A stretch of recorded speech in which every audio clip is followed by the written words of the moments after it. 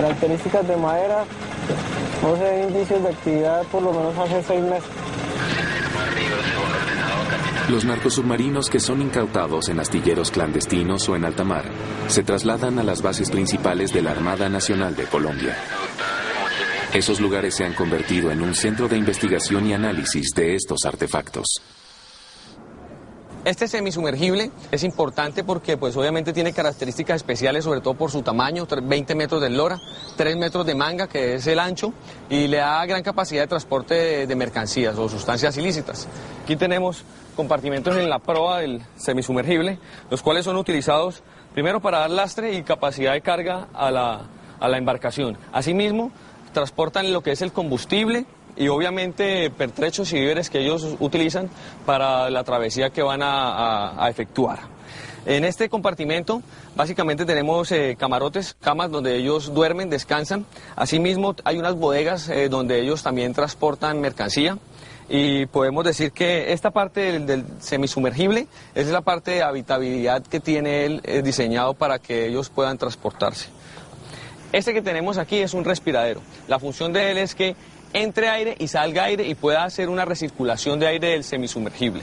Esta casamata es utilizada para estar un tripulante vigilando para que cuando sean descubiertos por la Armada Nacional o alguna unidad de interdicción de los Estados Unidos, pues hundan el sumergible y así una operación de interdicción marítima termina en una operación de búsqueda y rescate, es decir, que los traficantes terminan siendo unos náufragos.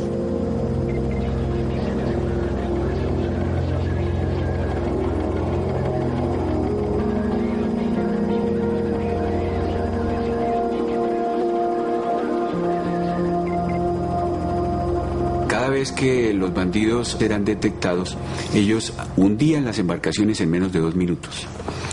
Esto obligaba, por falta de pruebas, a que estas personas se convirtieran en náufragos.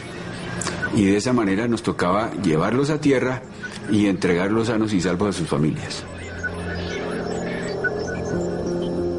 Cuando botan la droga es porque han recibido la orden de un jefe. Y ese jefe dice, no, húndanlo. Entonces lo hunden, la droga se perdió y ellos se declaran náufragos. La Unidad de Narcotráfico e Interdicción Marítima de la Fiscalía General de Colombia se encarga de investigar todos los delitos que tengan que ver con narcotráfico y conexos. El simple hecho de tener ese aparato no constituía un delito y por lo tanto estas personas no podían ser judicializadas.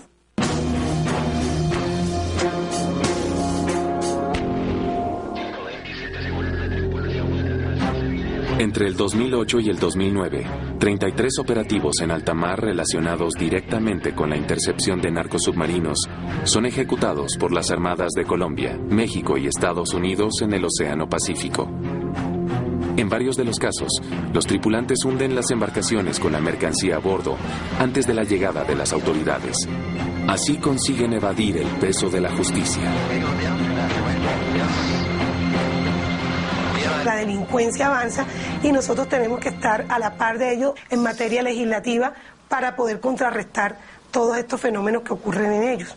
A raíz de esto apareció la ley 1311 de 2009, de julio del 2009, en donde ya implementó y adicionó el tipo penal de semisumergible, es decir, el simple hecho de almacenar, de tener consigo, de financiar, de transportar un aparato de esto ya es una conducta constitutiva de delito y tiene unas penas de 6 a 12 años y unas multas bastante elevadas y que pues obviamente constituye una herramienta jurídica muy grande para estas personas.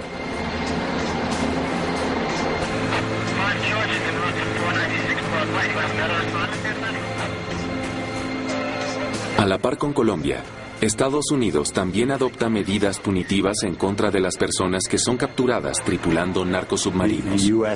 Estados Unidos pasó una ley que hacía ilegal la simple operación de un semisumergible autopropulsado.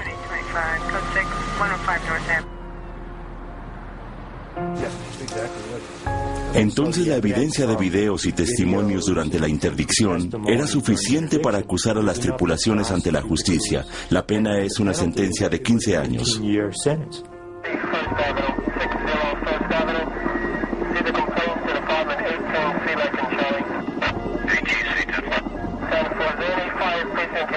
estamos tratando de llegar a un acuerdo con México, no de homologar leyes porque es imposible, cada país tiene una constitución, pero sí de por lo menos buscar una salida similar a estos temas, específicamente en lo que tiene que ver con semisumergibles. En México no se ha legalizado o no se ha tipificado como delito esto, el portar, transportar, financiar estos aparatos que son los semisumergibles. Tenemos que darle su marco jurídico tanto a la Marina, al Ejército y a la aviación para que verdaderamente queden dentro de ese marco jurídico su trabajo que están haciendo en contra del crimen. Lo que estamos buscando en este momento es la agilidad, los juicios orales, para que no pase tanto tiempo en que reciba sentencia un criminal. Segundo, precisar más en nuestras leyes cuando es crimen organizado, porque hay muchos que han salido fácilmente con una fianza y que me parece que eso ha sido algo que ha desanimado a las policías, de que me entregan a un narcotraficante y a los pocos días lo ven que ya está de vuelta en circulación.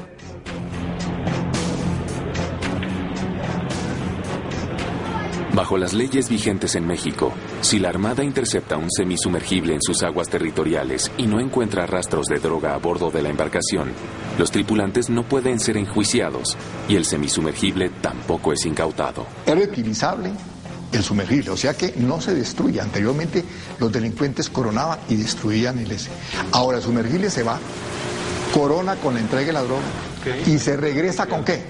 Tráfico de personas, tráfico de armas, tráfico de dinero. Entonces, esto hay que pararle muchas bolas, porque ese va a ser el futuro de sumergible.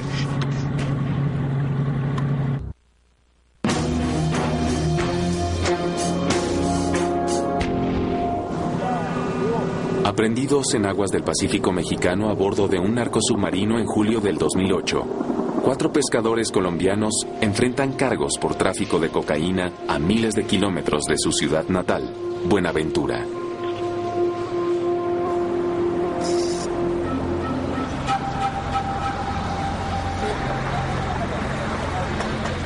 El pescador artesanal es un individuo que vive del día a día, que vive en las orillas del mar, en los manglares, en los esteros, que su familia la sostiene de su pesca diaria y que tiene una cultura tradicional. Un pescador artesanal es una persona analfabeta, pero que tiene una cultura del mar de hace muchos siglos. Él conoce muy bien en qué momentos, en por qué lados y por qué lugar se puede meter para no fracasar en su viaje. Esa sabiduría del pescador es la que ha utilizado el narcotráfico para poder hacer que el pescador sea el mejor aliado de ellos para poder sacar la coca.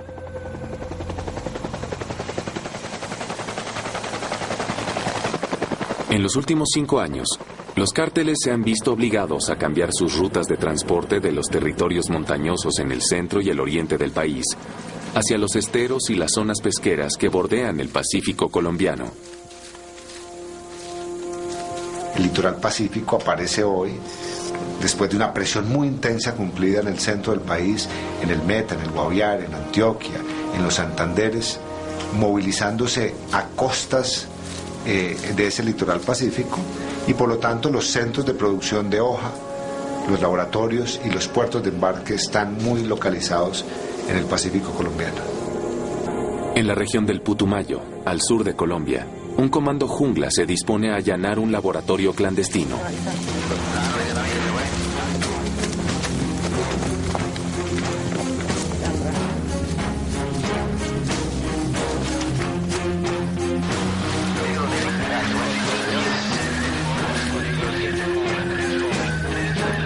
Gaitán, aquí tenemos clorhidrato en procesamiento.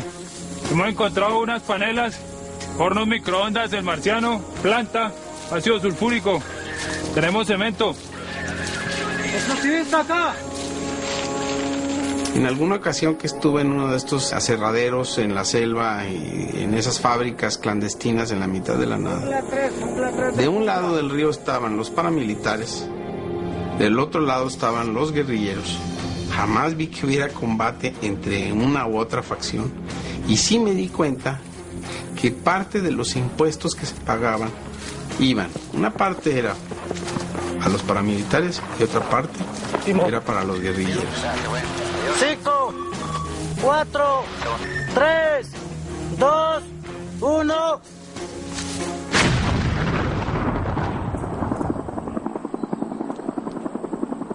Es lógico pensar que si bien no son socios, se toleran uno a otro en algunas zonas del país.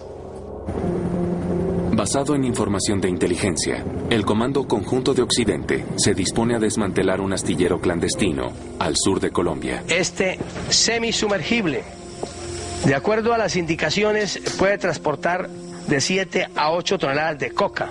Aquí los fabricaban en este lugar y de aquí los sacaban después de mejorar esos esteros al Océano Pacífico. ¿Cuántos semisumergibles puedan pasar? Eso es muy difícil de precisar. Lo que sí puedo decirte es que si en un lugar de estos, que es solamente una fábrica que yo vi, en una zona muy pequeña, estaban en construcción 4 y estaban ocultos en la maleza y en los ríos otros 3, y hasta el momento que yo conocí de eso no había caído uno solo. Tanto los guerrilleros como los paramilitares contaban también con oficinas, como ellos les dicen, en la Ciudad de México, específicamente en DF, ¿sí?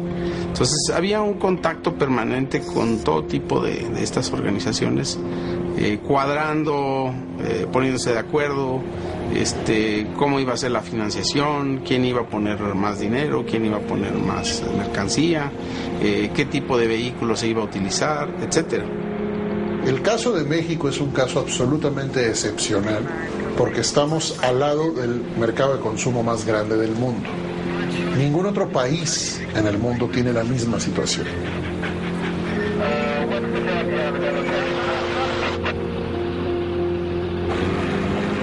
What you have right there is one of the areas where they'll cross narcotics and people right there.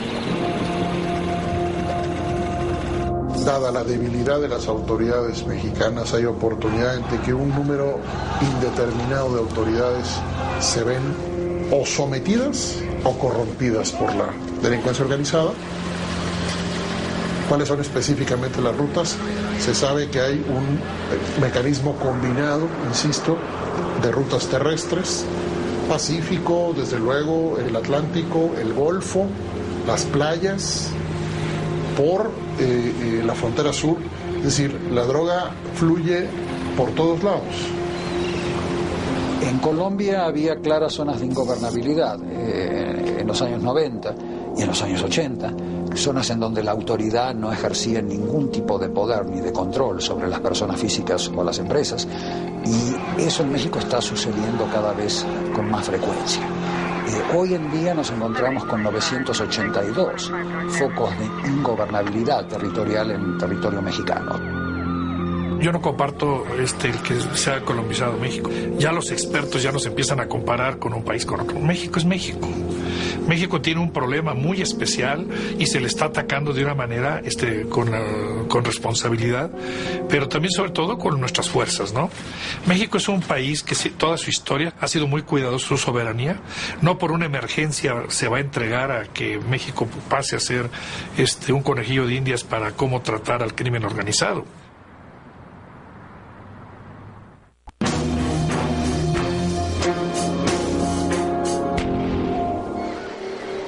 En México, 4 ciudadanos colombianos son sentenciados a 15 años de prisión por tráfico de cocaína, 3 meses después de haber sido interceptados a bordo de un narcosubmarino en aguas del Pacífico.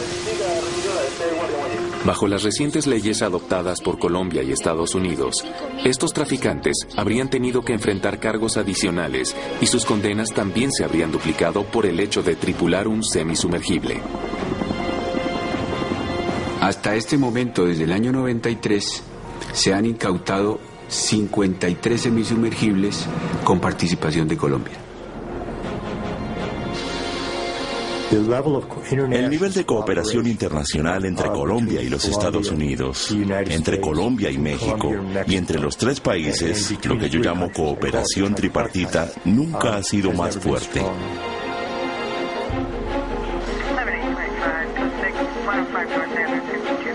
En términos de éxito en la interdicción, los años 2007 y 2008 fueron los de mayor cantidad de semisumergibles interdictos. Nuevamente, en gran medida es el resultado de la recalibración y de saber lo que estábamos buscando y concentrarnos en ello.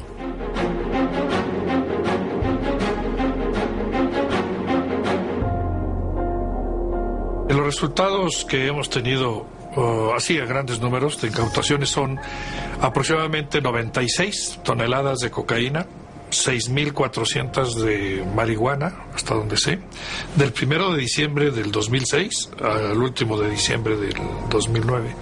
Se ha recuperado también una tonelada de heroína, que eso poco se veía por aquí.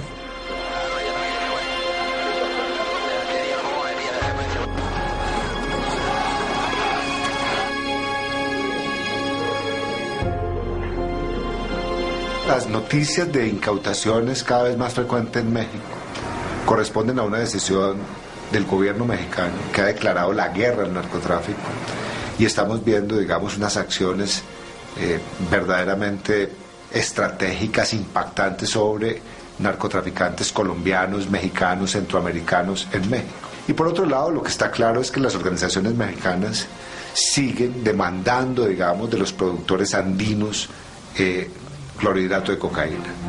A ver, mientras exista la demanda, existirá la oferta. Mientras existan instituciones públicas, de alguna u otra manera intentando combatir la oferta va a diversificar su manera de llevar el producto a las manos del consumidor. Así es que no tiene por qué parar. Las sorpresas en cuanto al tipo de tecnologías o técnicas que utilice el narcotráfico y la delincuencia organizada en general para mover los bienes y servicios de los mercados ilegales. Eso no va a parar. Los semisumergibles ya tuvieron su día bajo el sol. ¿Cuál es la próxima generación? ¿Qué estarán haciendo los traficantes? Lo que nos preocupa es que si los sumergibles autopropulsados ya no son una manera exitosa de transportar e introducir drogas, los narcotraficantes darán el siguiente paso, que es un paso en tecnología. Es desarrollar submarinos completamente sumergibles. Después de los semisumergibles, bueno, puedo contar que ya se estaba trabajando en modelos manejados a control remoto desde naves nodrizas. En Medellín también se estaba trabajando en la desmolecularización de la droga.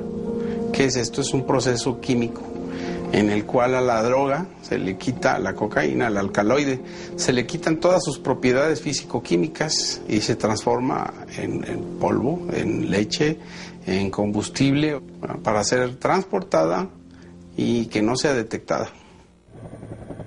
Por otro lado, está claro que las rutas del narcotráfico también tienen tendencia a variar. Hoy estamos viendo un desplazamiento al oriente de Colombia, utilizando países vecinos como plataformas de lanzamiento a África Occidental para ingresar cocaína, particularmente al centro de Europa.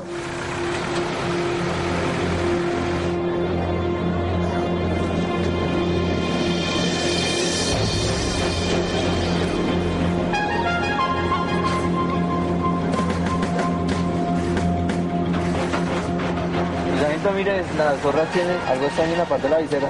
Eso se le nota que tiene cocaína o heroína ahí, porque la densidad atómica es dada para eso. Entonces hagámosle una prueba con el ion scan y mire a ver qué resultado le da. El tío Sargento me dio los porcentajes que son para la cocaína. ¿Qué destino lleva esa gorra? Esa gorra iba para un destino de España, mi España. Ah, bueno, entonces ya vamos a proceder a visualizar ese